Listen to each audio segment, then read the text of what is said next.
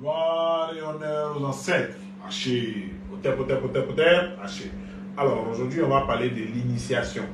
Alors, beaucoup de gens dans le monde entier fustigent la coutume, la culture africaine qui met en avant l'initiation. Les gens pensent que des gens, quand on dit qu'ils sont initiés et autres, sont forcément des gens négatifs, des gens diaboliques et autres. Pourquoi faut-il se faire initier? L'initiation, d'abord, c'est le chemin de l'apprentissage d'un savoir qu'on ne maîtrise pas. Alors, il faut savoir que la vie n'est pas que physique. La vie est aussi métaphysique. Et les initiés chez nous, les Noirs, ce sont des personnes qui sont en contact avec les énergies métaphysiques et les énergies physiques. Et leur rôle, c'est de créer le pont entre les individus qui ne voient pas dans le monde métaphysique et ceux qui ont la capacité ou qui ont la compréhension de voir dans le monde métaphysique. Alors, il est important de se faire initier. Parce que si vous n'êtes pas un initié, vous n'avez pas la capacité d'apprendre certaines connaissances. C'est très important. Alors, moi, je suis un initié Dozo. Avant de rentrer dans le Dozoya, pour qu'on puisse te donner certaines informations, il faut d'abord être initié. Parce que les secrets de la chose ne peuvent pas donner à un inconnu. Voilà.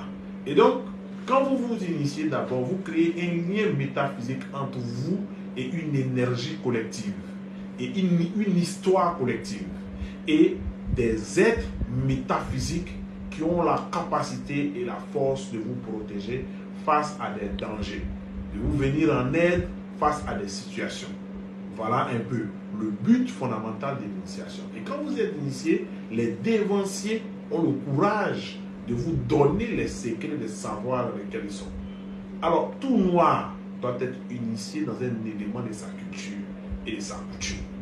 Vous pouvez être, on va dire, Bantou, ou vous pouvez être Bassa, et venir vous initier dans le Dozoya, dans le Komia et autres. Tant que vous êtes africain et que ça reste dans le cadre de la culture noire, vous avez le droit de vous initier dans tout ce qui est objet de votre patrimoine. Voilà. Et donc l'initiation aujourd'hui est importante. L'initiation aussi est une chose qui permet de vous apporter un savoir, une éducation morale que vous n'aurez pas si vous êtes un individu non initié. L'initié ne doit pas mentir. L'initié ne doit pas voler. L'initié ne doit pas chercher la femme d'autrui. L'initié ne doit pas faire du mal inutilement à autrui. L'initié a le droit de se défendre si on l'attaque. L'initié a le droit de repousser les attaques. Mais l'initié n'est pas quelqu'un qui crée le trouble et le déséquilibre.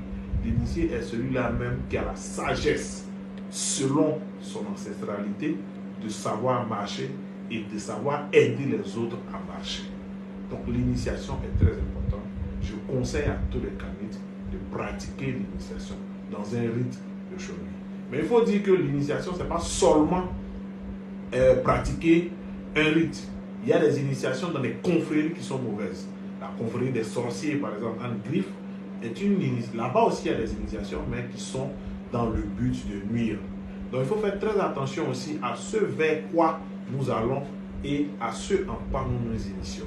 C'est pour ça que, pour vous initier, nous vous préconisons d'intégrer la communauté kamite, et à partir de la communauté kamite, nous rentrons en contact maintenant avec des sciences et des connaissances positives et des personnes positives qui peuvent vous apporter l'initiation. Je rappelle qu'en juin, le 22 juin 2024, nous avons une séance d'initiation au niveau du Woruba en Côte d'Ivoire. L'initiation est très importante. Alors, les inscriptions sont ouvertes pour ceux qui sont intéressés. Passez au siège de la communauté kamite et on vous dira les contours de cette initiation. Vous aurez simplement à payer votre transport et acheter un animal de sacrifice pour que vous puissiez intégrer la confrérie Dozo. Gloire et honneur aux ancêtres. Haché. C'est bon?